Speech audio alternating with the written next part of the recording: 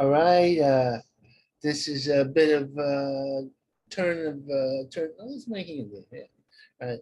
A bit of a turn. I'm going to do a more serious Nostrovini subject with a little comedy underpinnings because I am a funny person and I can't help say funny things, even if the subject matter is not that funny.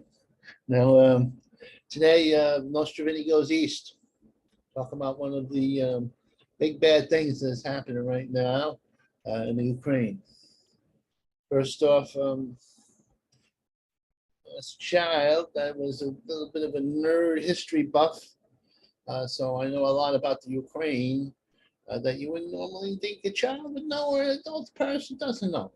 First off, the Ukraine has had a hard history. The Ukrainians, believe it or not, are the original Russians. Bear with me. Ukraine, the Vikings settled going through Russia. They hit Odessa and the Ukraine. They settled there, and they were the original people who settled Russia. Mixing with the Slavic and other tribes as they went through, becoming what the Russians are right now.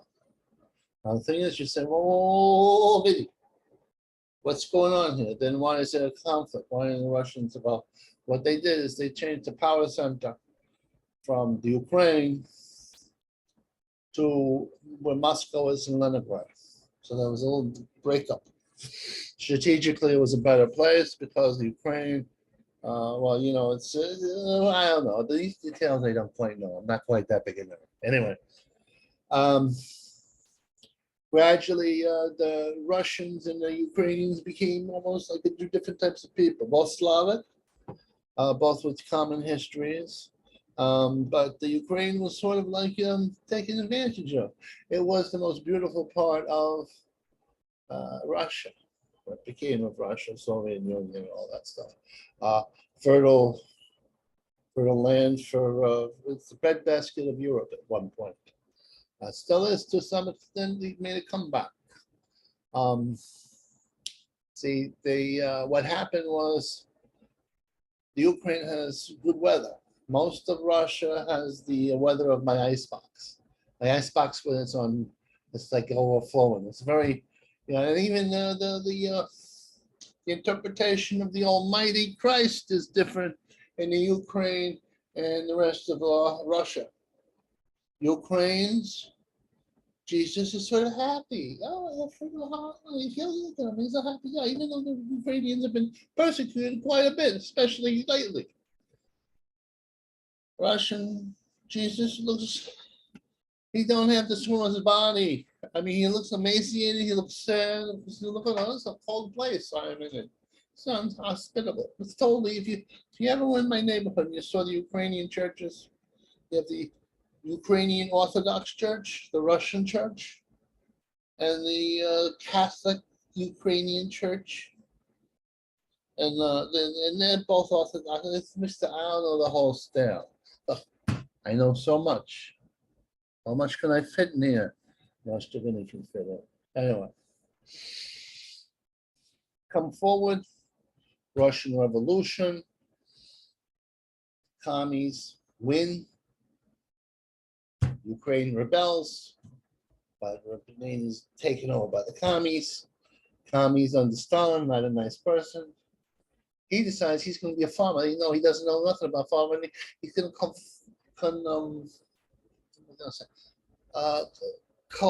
he's going to put all the farms together. You know, individual farmers do better than huge farms because they know their land and they want to work harder. Oh, he seizes the old farmers' lands. He tries to starve them out as he cultivates collectivizes the places there. Starved 7 million in 1931, early 30s. Starved 7 million Ukrainians to death. You don't hear that. You don't hear that in your modern news. It's not just what happened to Crimea a couple of 10 years ago or so. No, this goes way back. Ukraine has been very persecuted by the Russians. even though they are the original settlers of Russia. Get that. Anyway, Byzantine Empire, all kinds of stuff going on in there. The Greeks. I'm going to give a history lesson. Don't have time. Anyway, right now, you have a moral war going on. Putin, delusions of grandeur, wants to restore the old Soviet Union. His mother was a devout religious person, and his father was KGB. So he's a little mixed up. He's not well. So he wants to, he's got another live. So I'm going to be dead pretty soon. I can understand that. You ever see my health is not good, then I get the wild card. It's not going to lose. Look at the comedy thing. I'm doing geopolitics here. Anyway, he is going to invade Ukraine, and he's going to go to the mattresses on this. And tactically, the Ukrainians, because they can fight very well, like the Russians, when they're motivated, they can fight very well. Russians were motivated during World War II to beat the Nazis. But let's put that aside. Ukrainians can now fight them on a tactical level, but they cannot beat them on a strategic level. Russia is still a very powerful country, large population. You can propagandize enough of them to believe in the cause, so you can have unlimited time to invade Ukraine, unless Putin dies or unless somebody overthrows Putin. The Russians, they say, oh, they're going to suffer economically. Look, Russians have never not had any suffering. It's all relative. They're tough people. When they're motivated. I think they're going to be motivated enough to have this last for a few years. They're good. Let me tell you something about I love my country, but if we're willing to have gas prices and the whole economy for shit, excuse my language, indefinitely, sacrifices like that, even World War II. That's 4 years we sacrificed, for the Ukraine. I don't think so. Plus, you got the atomic bombs now. Russia has atomic bombs. We have atomic bombs. The Europeans have atomic bombs. China has atomic bombs. Everybody's afraid of the atomic bomb. I don't think you'll go that far. Maybe a limited atomic bomb. Yeah, it's like a limited gun wound. I know you're saying, well, you're being very casual about this. Not dying. I want to panic. We're going to have a huge atomic bomb fight. Anyway, this is what my predictions. Vinneeast. I'm all for the Ukrainians in this community. I like Russians as individuals. Not too crazy, but the point. A comedian is in charge of Ukraine, and it's kind of nice. Anyway, the Russians are going to take over the seacoast. They're going to cut off the food supply that the Ukrainians feed much of the world with, especially in Africa. We're not going to be willing to risk atomic war with Russia to break the blockade or put troops in there. So we're just going to supply the Ukrainians with weapons and to resist. But it's an urban country. It's European. You can't, it's not primarily like jungle in Vietnam. It's different. We can't indefinitely do this. I'm sorry. So I think what'll happen is the Russians will lose the battle but win the war. They'll occupy a certain amount of the Ukraine, make it a dysfunctional country that economically be ruined, continuously attack, kill a lot of civilians, and the Ukrainian, and maybe kill that comedian in Kiev. A short-range assassin, short-range atomic weapon, or a big conventional weapon, he'll get killed. They'll use the figurehead, their moral center. The Russians are going to do atrocities. So eventually, the Ukrainians are going to do atrocities back. You get atrocities done to you, you do atrocities back. Some people in the Ukraine will cooperate with the Russians, and that will foster attacks against them.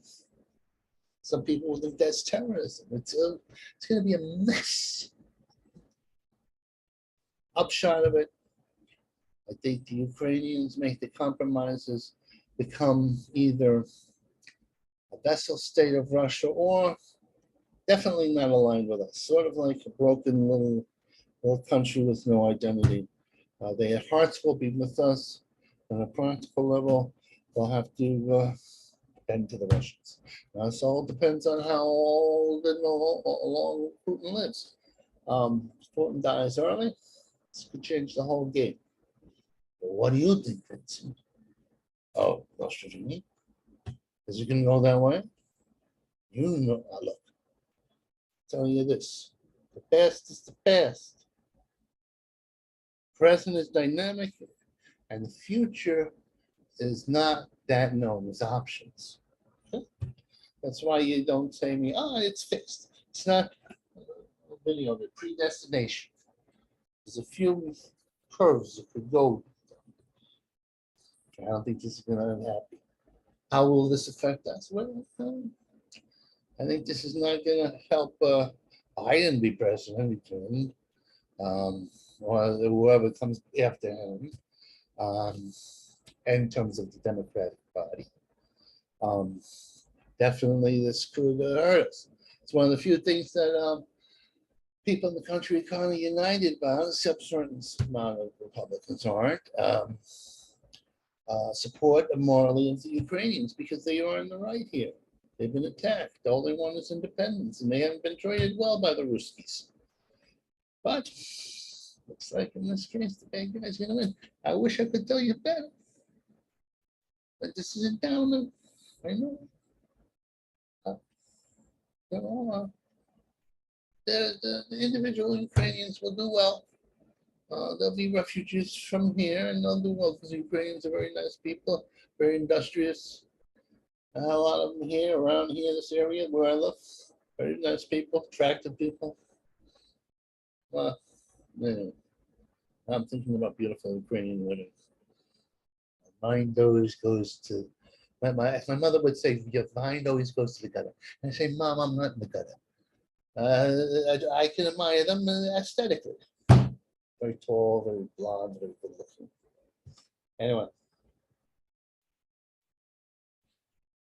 This is an experiment I'm doing in politics right now. You want to know? It's Vinny Goes East, part 1. Yeah. Anyway, said enough. Got politics. Some people told me don't do that. Don't go politicking on me. What? Am I supposed to just do with the comedy? Huh? No. I will put my vast logical, intuitive powers towards other things. Anyway. Goodbye. Goodbye.